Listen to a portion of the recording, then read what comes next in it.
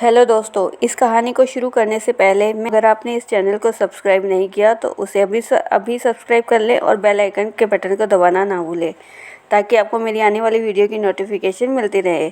तो दोस्तों शुरू करते हैं आज की कहानी। इस कहानी का शीर्षक है मूर्ख गधा। एक बार की बात है, एक गांव में महेश नाम के लड़के के पास 2 गधे रहते थे।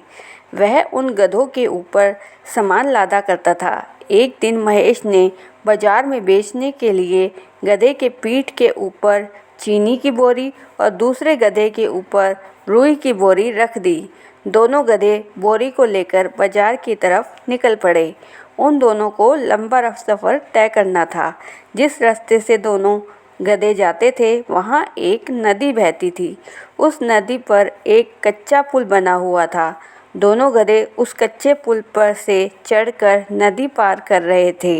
जिस गधे पर चीनी की बोरी लदी हुई थी उस गधे का पैर बहुत जोर से फिसला और वह नदी में गिर गया, जिससे उसकी पीठ पर चीनी की बोरी पानी में घुल गई और गधे का बोझ कम हो गया। वह यह बात दूसरे गधे को खुशी से बता रहा था कि पानी में घुल जाने के कारण उसका वजन कम हो गया। दूसरे गधे ने सोचा, यह तो बहुत बढ़िया तरकीब है। इस तरह से तो वह अपने पीठ के भार का वजन कम कर सकता है।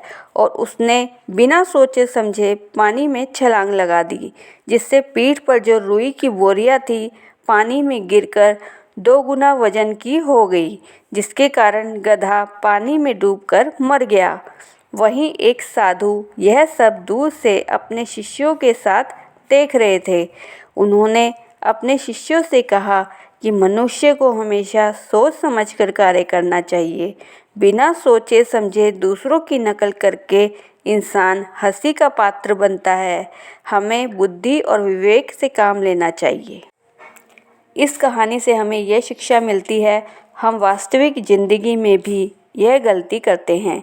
कोई व्यक्ति क्षेत्र में सफल रूप से कार्य कर रहा है तो दूसरा व्यक्ति भी उसी की नकल करके उसी क्षेत्र पर कार्य करना शुरू कर देता है।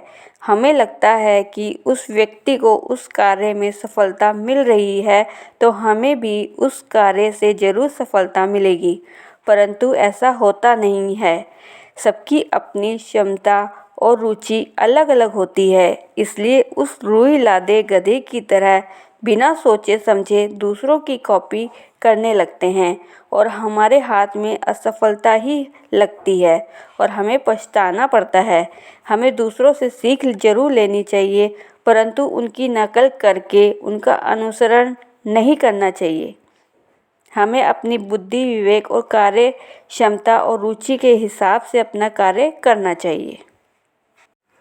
दोस्तों, ऐसी ही रोचक और मोटिवेशनल कहानी सुनने के लिए मेरे चैनल को लाइक, शेयर और सब्सक्राइब कर दीजिए और बेल आइकन को दबाना ना भूलें ताकि आपको मेरी आने वाली वीडियो की नोटिफिकेशन मिलती रहे। धन्यवाद।